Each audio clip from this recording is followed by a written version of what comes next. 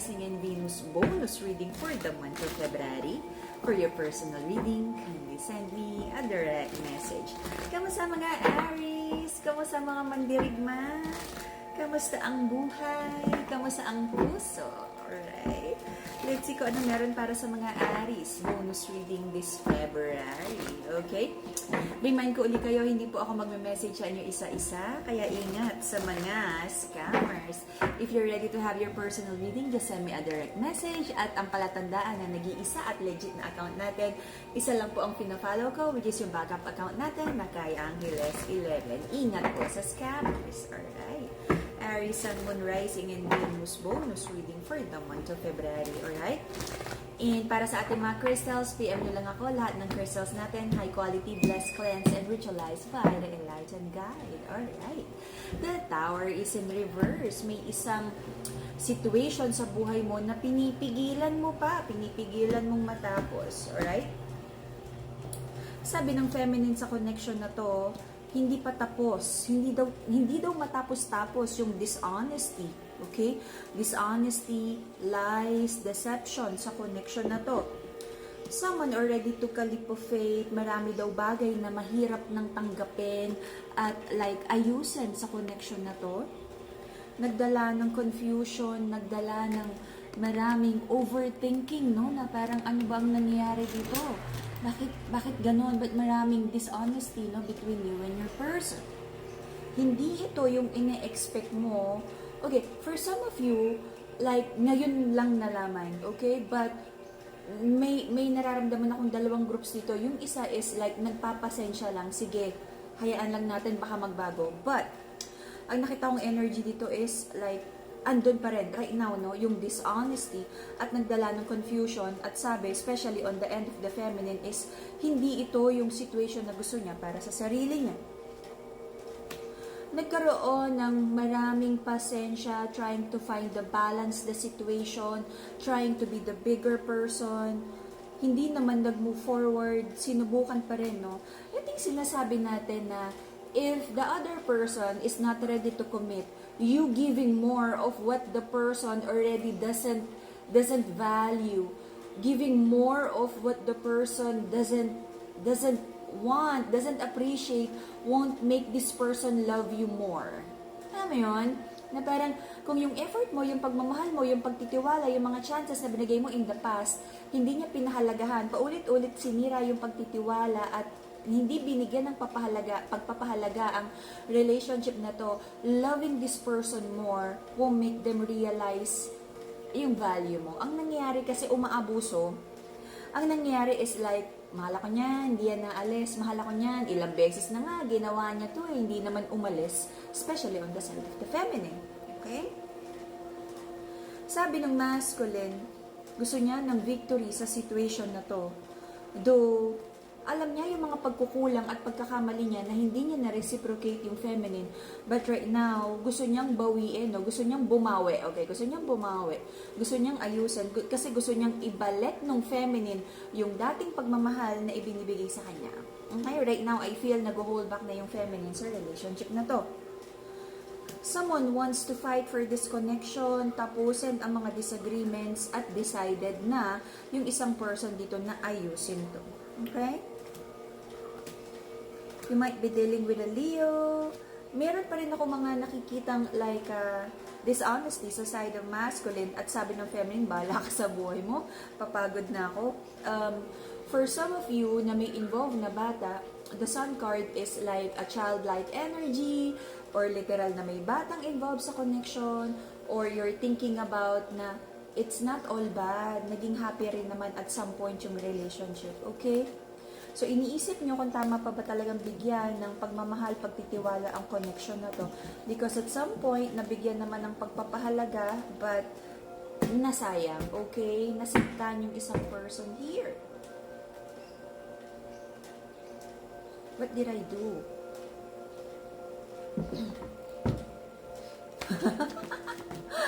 Hinati ulit. Okay, the reason for the reading is trying to avoid conflict, gusto pa rin maging stable ang connection, nag-focus na lang kung ano yung kayang ibigay, kung ano yung kayang i-rebuild, kung ano yung kayang ayusin. Sinubukang i-rekindle ang relationship na to in the past. Recent past, maraming iniisip ang mga Aries. Parang maraming kinonsider, no? Like, totally ba? Magka-cut off na? Iiwan na ba to? Like, no communication na? Tatapusin na ba to? Because naging paulit-ulit ang betrayal. You try to heal from this situation, especially ang finances. May mga hinihil sa finances here, taking the leadership of like mag-ipon, magtipid, to take care of yung money. For some of you, may nakikita akong same-sex connection here na nagkakaroon ng sabihin nating okay, ke heterosexual, ke same-sex connection ha.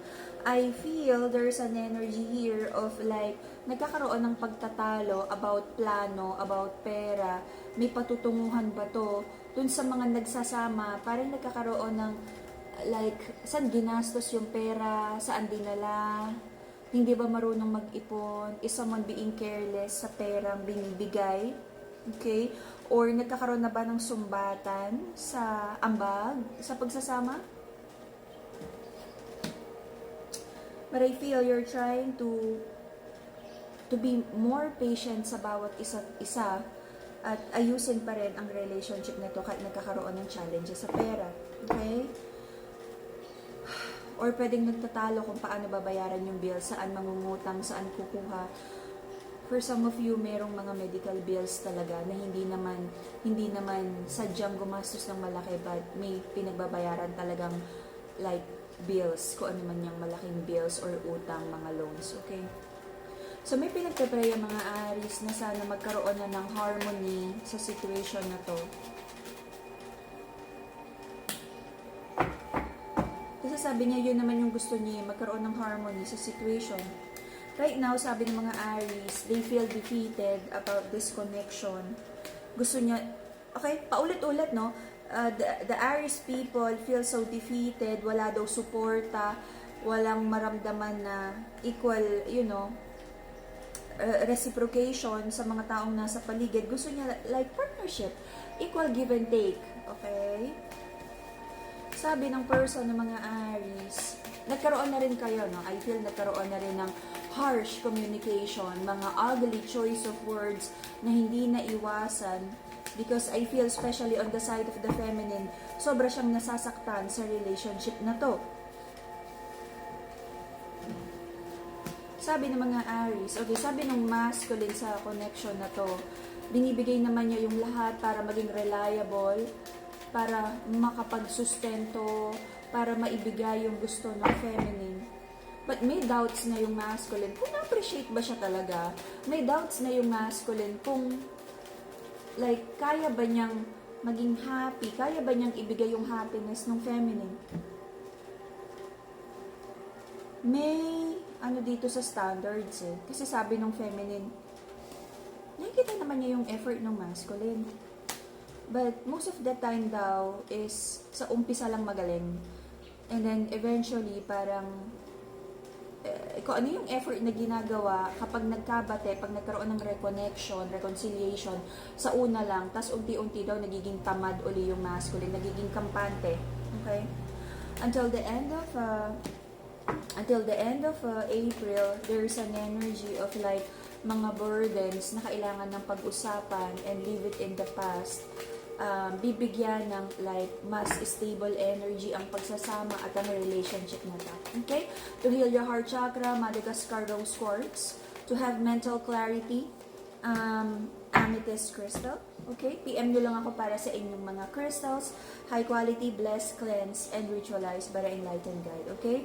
I feel magkakaroon ng clarity and wisdom here na kailangang ayusin ang connection na to. But from time to time, because of like mga misunderstanding at tampuhan, nandun pa rin yung atras-abante kung dapat ba talagang mag-commit sa relationship na to. But I feel may energy pa rin, kahit may doubts kayo pareho, ay you would choose to stay.